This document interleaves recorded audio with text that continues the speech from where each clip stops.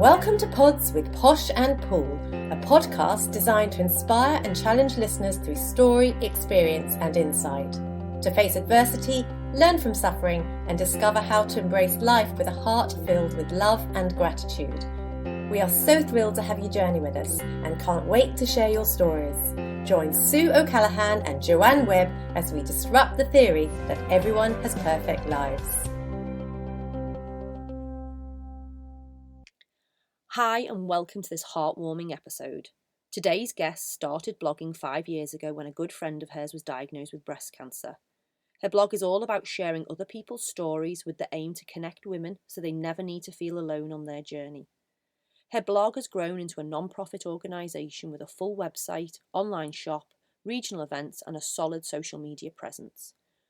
BraveGirl is on a mission to strengthen the women of this world and to inspire and equip them with courage for whatever they are facing in life. Because in her words, one thing I know for sure is that everyone needs courage. We are surrounded by women who are facing incredibly hard times right now, but equally surrounded by women who have been to hell and back and have gotten through it with strength and dignity.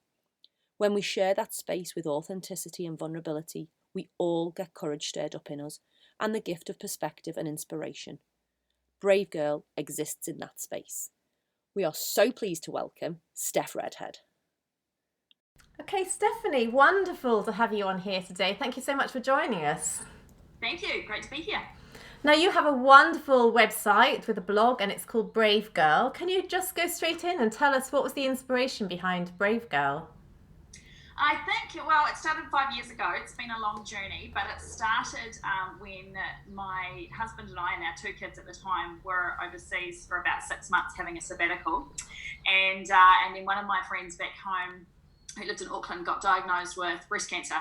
And it was quite a significant diagnosis. Her mum had actually passed away from breast cancer, so she knew the fight that she was in for, and she had 2 kids, and she was just a great lady, and I was way too far away to do anything or be helpful or be able to offer anything. And then equally I had a friend in Goa, so down the bottom of the South Island, who had an amazing lady who had just been through breast cancer and had just done it with grace and dignity and strength and grit and all the things. And I was like, I just want these 2 people to come together who only know me, don't know each other, so that they can, the person who'd been through it can share her story and give hope and perspective and stir up courage for my friend who had the diagnosis. And that's, I guess, where it started, was like, wouldn't it be great if there was a place where we can hold these stories of strength and courage and inspiration for those that were starting or right in the middle of their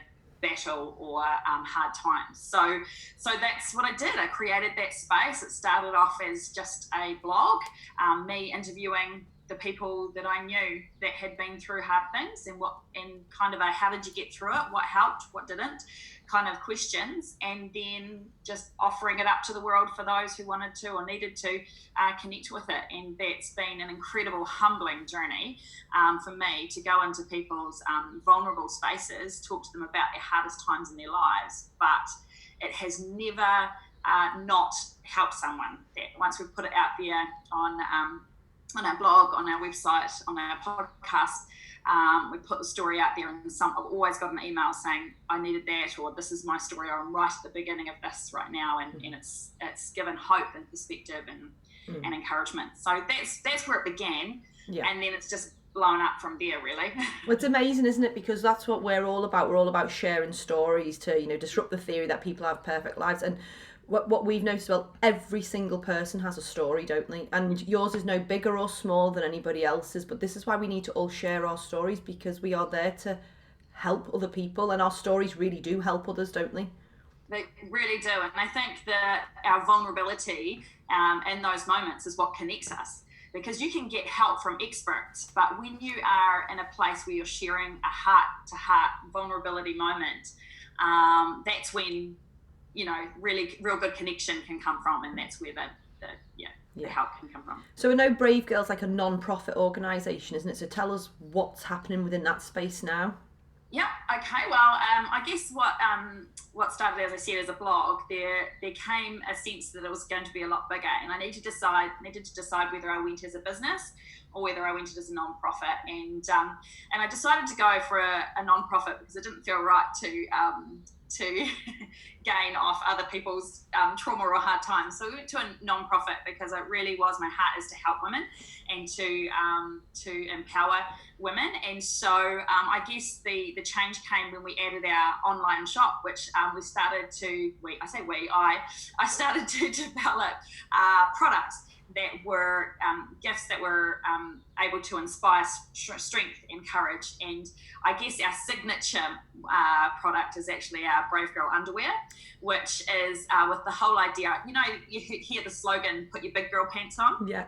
Well, I just changed it to put your Brave Girl pants on, and then trademarked it, and now we make Brave Girl pants. So it was a bit of cheeky, bit of fun, but also that significant moment, like for my friend with breast cancer, every time you have chemo, you put your Brave Girl pants on and you go and do it, or it's the gift that you can buy your friend, which is what I wanted at the time, being overseas. I wanted to be able to send her something that was more than just flowers or something that said, I feel sorry for you, but were something that said, you've got this, you can fight this, I'm backing you, and a little bit of cheekiness and sass along the way as well. And Stephanie, that's so important, isn't it? In the midst of pain and suffering and conflict, when we're struggling, to actually have a sense of humour and to find those moments where we can really laugh. Yes, that's right, which it has been, because every time I've tried to sell, I've been to markets and I've been to like women's expos and things like that to sell the products, and people come up and go, oh, I need to buy this for my friend, and then the next thing they have to do is think about her bottom and what size she might be.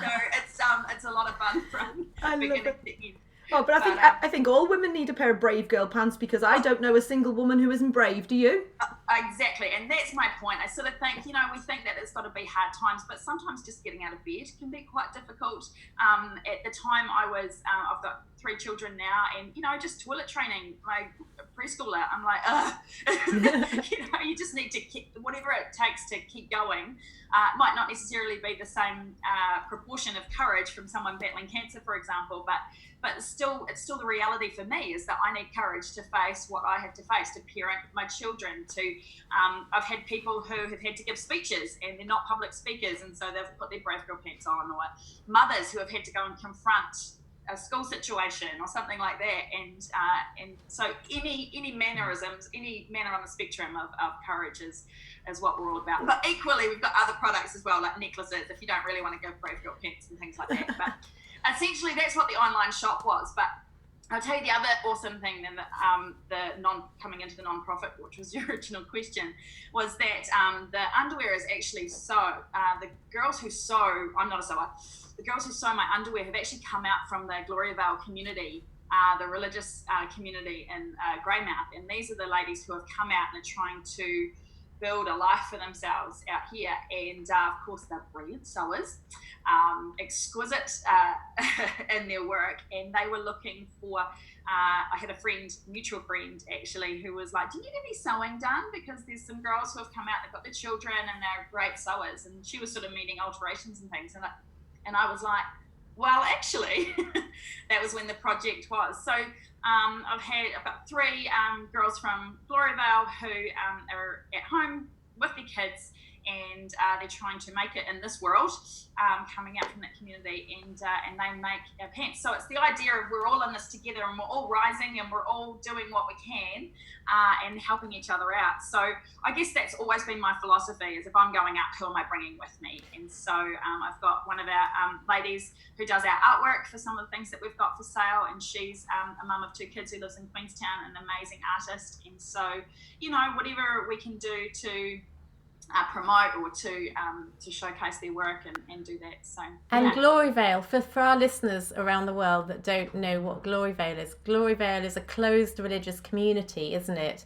And it's quite hard to leave that community. So for the girls that do leave, they've got to start life all over again, abandoned by family, abandoned by friends, abandoned by absolutely everything they know. They can't reconnect with that at all.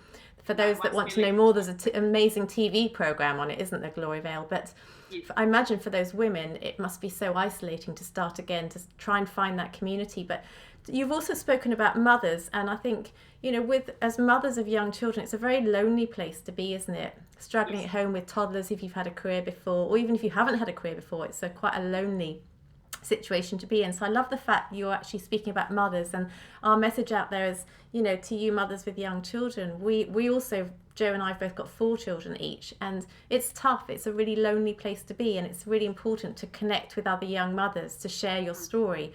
And I love that's the message, you're getting people together to share the stories, to say, look, I've got cancer, you've got cancer, let's connect. I've got young children, you've got young children, let's connect. And therefore, let's just grow through this together, grow through our vulnerability. And I know you mentioned, you used some lovely words like dignity and perspective and inspiration. And they're just such important words, aren't they? How do we find dignity when we're struggling in life? What do you think the answer is to that? Where does dignity come from when we're struggling in who we are? That's a good question. I always think that we have reimagined that word in the wrong way, but like when we talk about social media and things, and if you're coping with something or you're dignified in something, it means that you're not crying about it or you're not falling apart. But I think that there's an element of coping and going through hard things, that you can fall apart and you can have the ugly tears and still be walking with strength and dignity through the hard time, because essentially it's not faking it till you make it. It's going, this is what it feels like to be me walking through this situation. And when we're really, when you see someone being vulnerable like that, no matter how tear-stained their face, I know for me, I have respect for them, because they're saying, this is me, and this is what it feels like to walk through this. And I don't go, oh, look at you, that's not very dignified. I go, wow, you're amazing. Yeah. And I think that I like to say that tears don't mean you're not coping. Tears mean you're processing, you're in a healthy process of the huge feelings you're working through. And so for me, that dignity thing, it's almost time to reframe it a wee bit as well, because this dignity doesn't look like anything. It just looks like, this is me coping. This is me not letting this situation or this diagnosis or this reality beat me. Yeah, I'm rising up again, and I'm getting up again, and I'm doing it again. And I'm even if it's just an hour at a time or a day at a time. And I think sometimes that's like in the day and age of mental health that we're in. We need to re-look at how we're celebrating that, and I think someone who is needing to go on medication, for example, for mental health, that is not undignified. That's not a failure. That is us going, bravo for you, doing what you need to do to walk through what you're walking through, and doing it with strength and dignity. That's really beautiful. And don't you think we're coming into this new age as well? Because in the past, you think about like how our parents had to cope with stuff. It was very like, oh, we're going to put on this veneer. We're going to show the outside world that everything's great, and we're not going to put our barriers down. Whereas we're in this new age now where we're encouraging people to do that, because obviously, as you say, there's this big push on mental health, and we know by just quashing everything down really affects our mental health, doesn't it? So that's a beautiful way to describe dignity. Get yourself out there, let yourself feel, and work through the steps one by one. That's right. And know that when you do that, when people see you do that, they're more likely to be going, bravo, you're amazing, than, oh, look at you. So this touches on a lovely word that you use as well, courage. I mean, courage is so important, isn't it? I was looking it up in the dictionary because I just think it's such an amazing word. The ability to do something that frightens you, the ability to find strength in the face of pain or grief or bravery. Courage is so important. And that's a message to our listeners as well. Find courage to overcome it. Find courage just to get up in the morning. Take little steps to push through. Yes. And that's your message as well, isn't it? Very much about courage.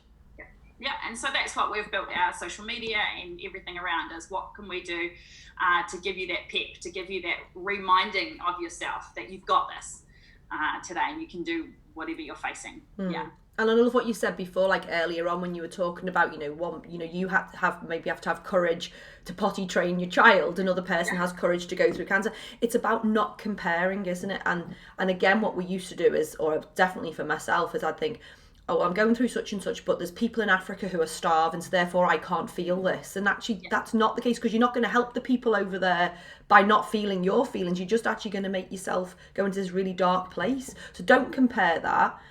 Have the courage in your situation where you are. That's right. That's right. And I guess the other part of it is that knowing that there's purpose for everything that you're going through, and knowing that if you rise up and overcome this, then it can be used for good, whether if it's been a negative thing especially. And I think on our blog, we've got a couple of stories of mothers who have lost babies, stillborns and such like, and how they have walked on from that.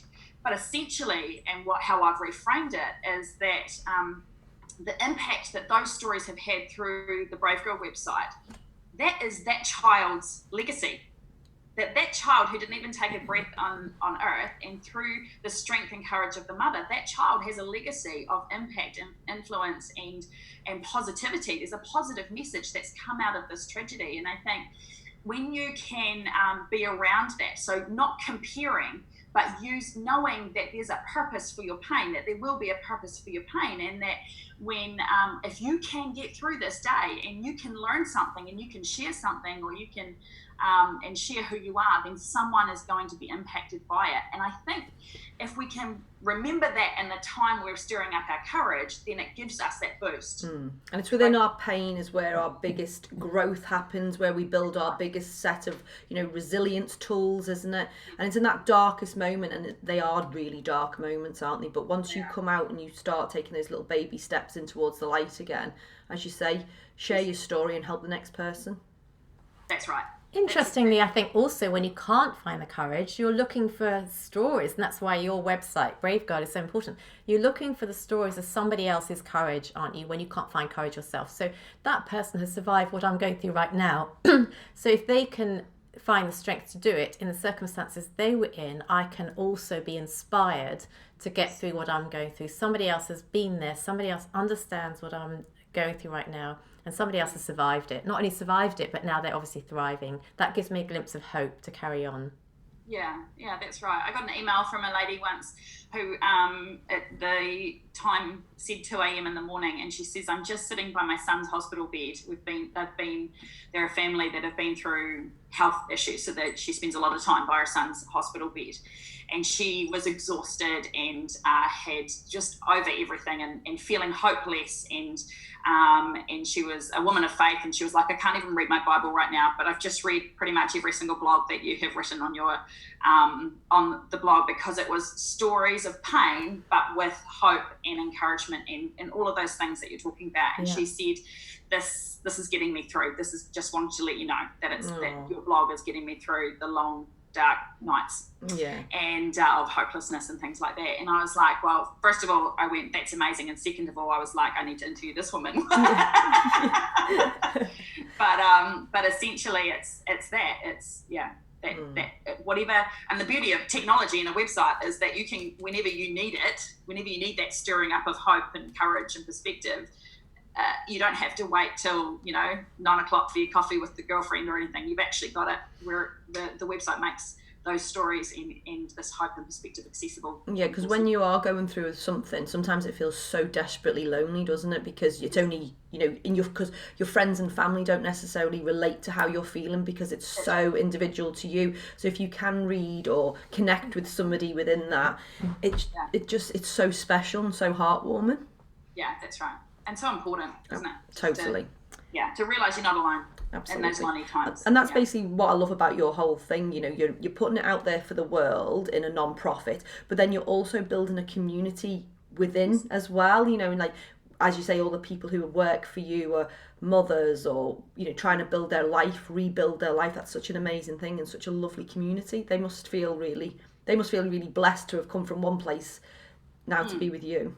Well, everyone's just trying to do their thing, and so when we can work together, we're stronger together. Totally. And Stephanie, you say that you're running regional events. So off the back of this, are you doing speaking engagements? Yes, I am. Yeah. I think when we got to a point where all of this was happening, and it's just exactly what we were talking about before, that people were reading from behind their devices, and we were building this community. And I was like, actually, it's time to gather the community together.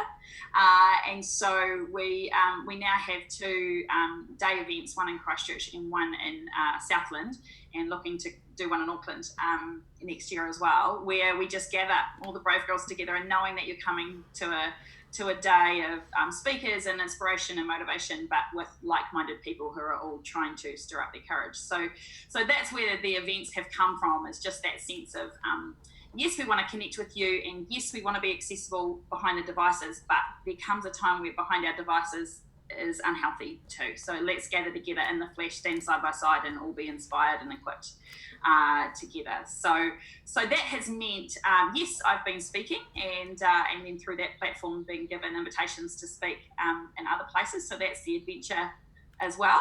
That's so exciting. So you obviously your company's called BraveGirl. What age range of women are you seeing within when you do your day events, and what who are in your community? Yeah, that's really interesting, because a lot of people, because I've got the word brave girl, because I've got the word girl, there's a whole generation of women who are just anti, I'm not a girl, because a lot of like my mother's generation, because they were called girl and it wasn't a derogatory term, but my brave girl was kind of like, it's just it just sounded better than brave woman, and it was and it had a catchphrase. It was the put your brave girl pants on, big girl pants on. So it was decided for me. But yeah, it's definitely not just for girls, young girls. It never ceases to amaze me the age range that we get at our events, and the people that are checking in. And so there really isn't a set target except women.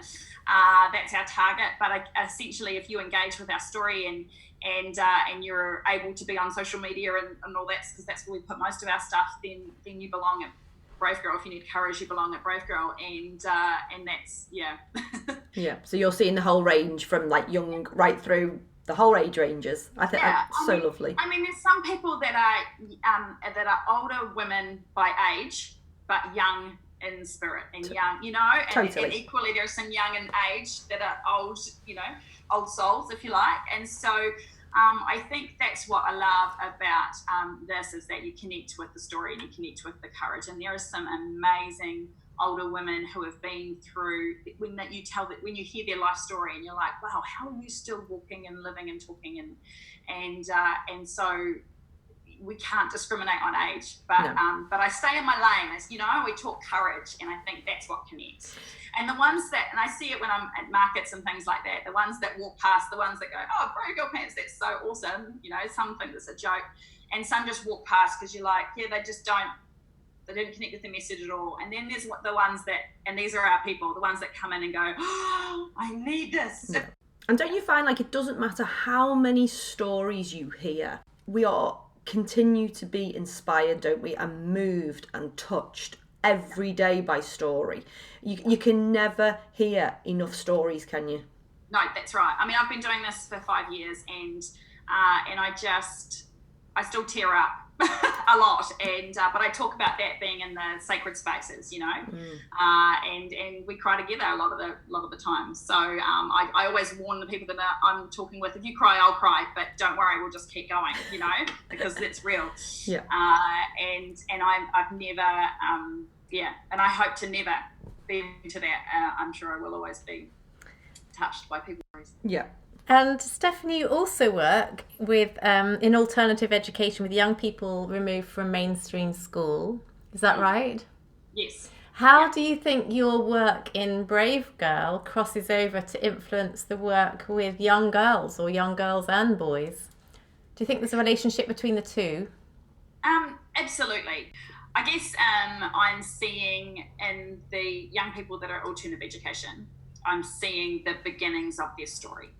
And for me, I can't legally cross over the two. I'm there in alternative education as a youth worker, as a teacher aide, as helping them get through. But essentially, I can share the stories of the people that I've met, or share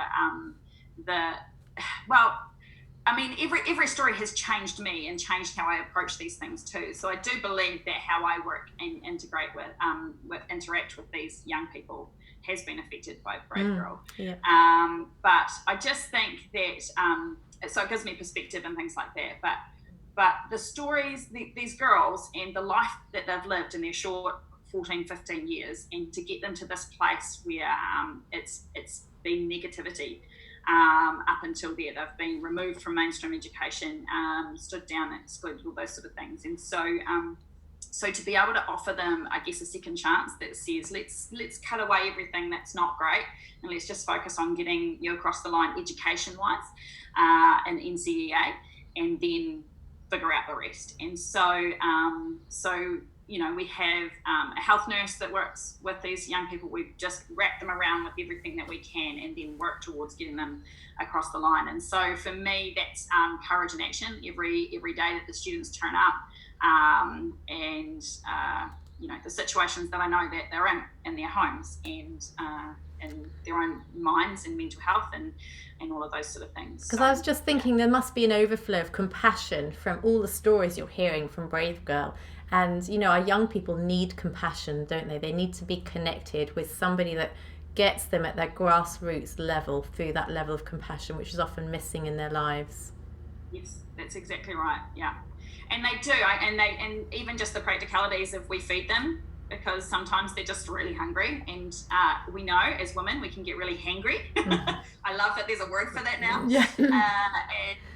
And so, even just those basics. And then from there, when you build the trust with them and they realize that you're an adult that they can trust, then you can start just challenging some of those behaviors and doing all that. But the way I approach it is this is about you, and this is your choices. There's a lot of things that you haven't had, you've had happen to you, but you can still choose your response, which is directly what I've learned from BraveGirl, is that you can't control what happens to you, but you can control how you respond. Yeah. And I think that's the message that I bring to these girls is, here is an environment where you get to choose how you want this to go. And if you want to get your education, and if this is something, you start looking at the future, then we will bring every resource we have to back you and to help you and to get you across the line. But if you don't want to do this, then there's nothing that we can do to make you. Totally, it's such an important message. That's the message, isn't it? When we are even though this whole BraveGirl journey is about inspiring courage and equipping courage,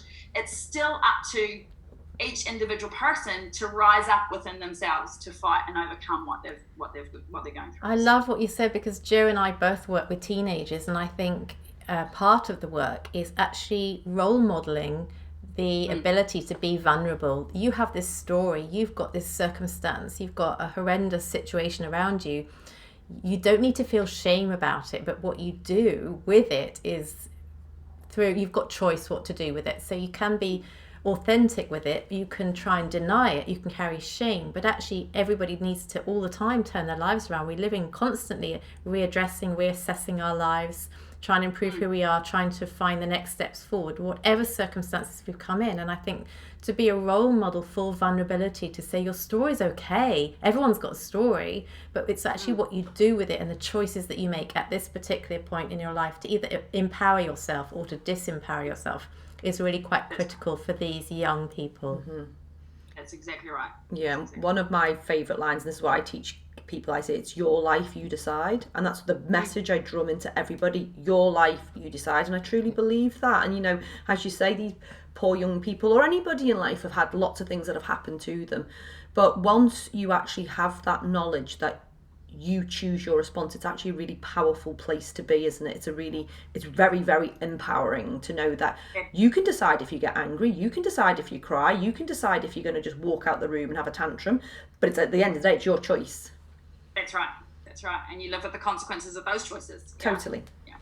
And tell us about your family, Stephanie. You've got 3 young children. I do. Well, I've got quite the age range. I've got a 10-year-old girl, Ella, who is just a wee joy bomb, and she it's been amazing watching her develop. I've got 1 girl and 2 boys. I've got a 7-year-old boy and a 2 almost 3-year-old boy. And so Ella's she's my brave girl, and of course she's been so for the last 5 years just watching Mama do these things, and so she got to a point, she used it against me the other day actually, because she was we were having one of those conversations about as many parents know, about the state of her bedroom. And she was I was negotiating tidying her room, getting her to tidy her room, and because she was having some friends come over, and I said, but you've got your friends coming over, what are they going to think? And she said, oh Mum, I do not care what other people think. I am living my own life, and I am in charge of, myself. And so part of me was like, that's awesome, but also, what am I going to do now? You'll have to find some other tools. Oh, I love that. Yeah, and so she's been at every event with me, and one of my favourite photos that I've got of our events is me standing up the front with my microphone, doing my thing, and my daughter's just like sitting there, and she's just looking up at me like she's just got eyes just for me. She's transfixed, and that's one of those mum moments of, isn't that great? But I was like, man, like what is this girl at 10 years old who's in this environment of empowering women and encouraging women and seeing women overcome and seeing her mum, be really overwhelmed and stressed out and like, but also doing this as well and constantly saying we're doing this for these women. How is she going to stand on my shoulders? What is she going to be able to achieve and do in her future? And that's exciting. So yeah, and same with my boys, because I think secondly, I'm teaching hopefully my boys about the value of women and just empowering women and just It's such an important message. Like, there's nothing that warms your heart up more than when you see your child behave in a way which is a way that you teach other people to behave. When your children come home and they're showing compassion for other children, they're being empathetic, they have an understanding. Like, my children are amazing. They say to me, Mum, such and such is having a really hard time. I've told them that I think they should come and talk to you. And I'm like, oh, so sometimes you think that your words are falling on deaf ears because, we're all a bit woo-woo and this has happened and we're all very kind and caring, and sometimes I think my kids don't listen, but actually they are listening. It's actually sinking in. I'm like, yes! Yes! It's a mum win, absolutely. Totally. And Stephanie, how do you manage that work-family life balance? You've obviously got 3 children, you're working in alternative education, you're running a blog site, you're running speaking engagements. How do you personally manage that yourself and keep a balance for yourself? That's a good question, and the daily challenge. But I think it's interesting that you ask, how do I balance? Because I think I had to get rid of the word balance from my life, because there are going to be times where things are out of balance, like conference week, for example, at BraveGirl. There's no balance in that week. It is all conference, all BraveGirl. But equally, there are times where my family, like everything has to stop because my family is going through something or needs something. And so when I was trying to balance things and give everything equal time, that's where I started like burning out, and so I refer to my life as living in rhythms. There's rhythms of life, and so that's, sometimes the tempo is really, really fast, but sometimes the tempo is really slow. And as long as over a longer term I've got some fast tempos and slow tempos, and we've got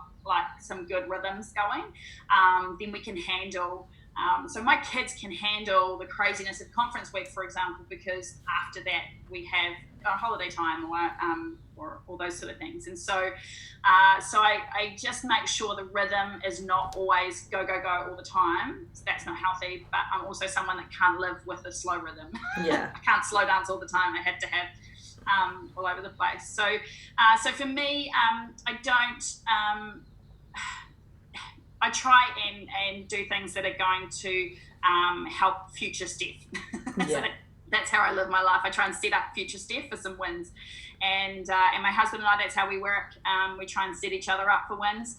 And so we're always just forward thinking to try and make everything that's our big priorities fit in. And so that means, maybe I don't keep up with the same TV programs as other people, but that's because I'm doing other things. But I choose to do that. This is the way I choose to live my life. This is the way I want to live my life. And people would look at me and go, Steph's so busy. Yeah, I'm busy, but that's how I want to be. It's not an unhealthy busy. I'm not manic. I'm not, going crazy, but but definitely have had to be intentional about what rest looks like for me now with 3 children, and what keeping all that going. I love that. And I also relate that to the fact that there's times and seasons in our life, aren't there? So if there's listeners here that are in a dark place, as you talk about that variable rhythm of life, so too the struggle and the pain and the hardship does also end. When you're in it, you think it's never going to end. You think it's just going to get darker and darker, or that's where you are for life. But actually you come out of those seasons as well, and you do find hope once again. So for our listeners, the message is hang on in there, because the season will change. You know, your spring and summer will come, and there will be hope once again. Just hang on in there. For people that want to connect with your website, do you want to tell us what it is? Yep, it's www.bravegirl.co.nz. And we're also on Facebook and Instagram and things like that. But you'll find us through the website. So anybody that wants to make contact with you personally can actually do through your website? Yeah, all of that, yeah. And Steph, is there anything that have you got any other big plans for BraveGirl? Have you got anything exciting happening in the future? Always. We just have to watch this space, do we? Yeah, I'm currently studying to become a life coach. So being able to work towards helping individuals that feel a bit stuck and want to essentially, make plans to get out of the rut that they're in, or help them figure out their life. So that hopefully will be finished by the end of this year, and hopefully be able to offer that within the BraveGirl framework.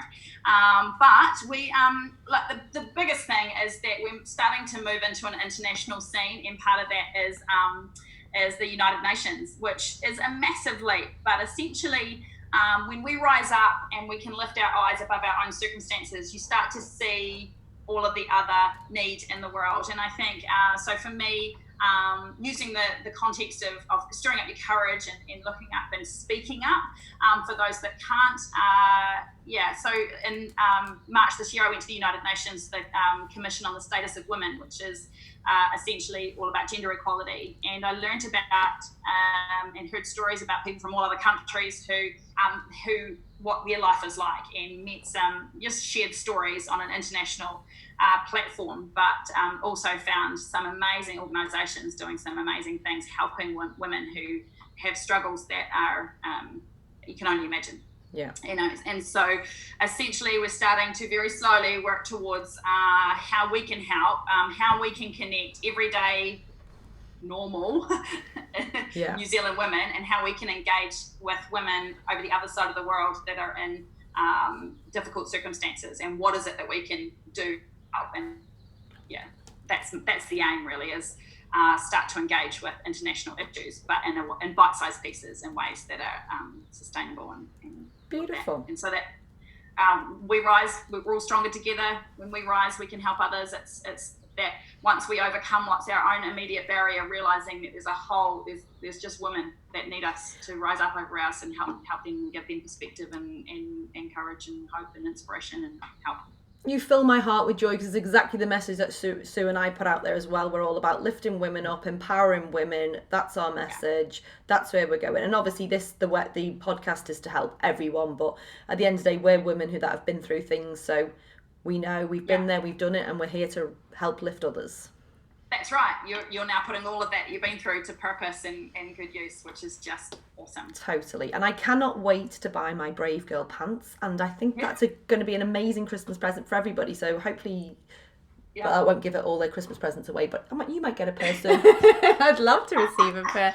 That's a great cheeky gift. Yeah. Stephanie, thank you so much for joining us today. Not only is it wonderful to hear the development of BraveGirl and all that you've done, but also on behalf of women, I'd like to thank you for the message you put out there for them, the encouragement you've given them, and the hope and the inspiration. So a big thank you. We're going to really be excited to keep following you, see where you're going to go from here, United Nations and onwards. So thank you so much for joining us today. Yeah, good luck with everything, and take care. Thank you. Thanks so much for being with us today. For us to inspire others to live their magnificently imperfect life, please subscribe and leave us a 5-star review on iTunes or on your podcast app. You can also follow us on Instagram and Facebook at Pods with Posh and Pool. We can't wait for you to join us on our next episode. Love, light and peace.